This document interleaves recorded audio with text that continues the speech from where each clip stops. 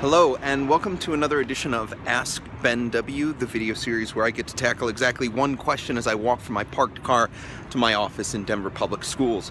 Today's question goes something like this. How can we simplify professional learning to the smallest unit of change? And the reason why I'm thinking about this question has a lot to do with a conversation that I had with Jessica Raleigh and Ian Kearns when we were talking about a couple of different things within planning for the Digital Educator and Personalized Learning Academy. And we were talking a lot about simplification. How do we simplify the supports that we are offering without sort of getting rid of the real purpose and passion of both the event and just professional learning in general. And it made me really think about, what is the smallest unit of learning that a teacher or leader could engage in that would mean that progress has happened, that they have moved forward, that change has occurred. And I guess it came down to me, that smallest unit is a single idea that will change your practice in the classroom. A single idea for, I am going to do this differently than I have before. A single idea for a new tool to use, a new instructional practice to use, a different way of organizing the school day, like really any single idea. And so once I was thinking about that, right, like if the smallest unit, the most simple thing that could happen at a professional learning event is a single idea of change, a single idea that can be implemented tomorrow, a single idea that is going to move your children forward, encourage them to learn, create more opportunities for them. Like that is the most simple and small unit of professional learning, the single idea. And so, how is it that we support more of those single ideas?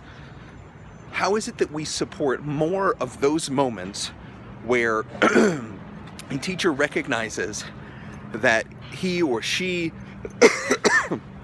has something new to try, has something new that they would like to take on and to tackle? How can we encourage more of those kinds of moments? Because if we have more of those kinds of moments, then we are doing our jobs, right? Like we are creating exactly what it is that we are looking for in that professional learning environment. And I think for me, it comes down to when inside of a session is that one moment happening. And we can't clearly determine when that's going to happen for every teacher. But how do we ensure that it does happen for every teacher? How do we ensure that for every different type of learning, whether you're working in a group, in the collaboration pathway, or you're working in a design thinking workshop, like how do we ensure that that one idea, that spark, that change in practice is occurring? And so for me, that's sort of the core of it, is making sure that every single session, every single support, every single thing that we are doing actually is in pursuit of ideas that change practice, those aha moments or whatever you want to call them. And if we are doing something that is not in pursuit of that, then that means we haven't simplified it enough. We haven't broken it down into those small enough parts so that individual teachers will have those moments of change, those ideas that will shift practice.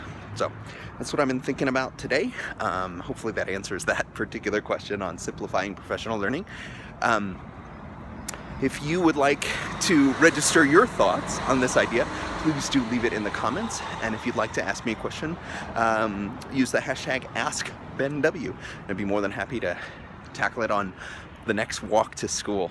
I hope you have a great day of learning.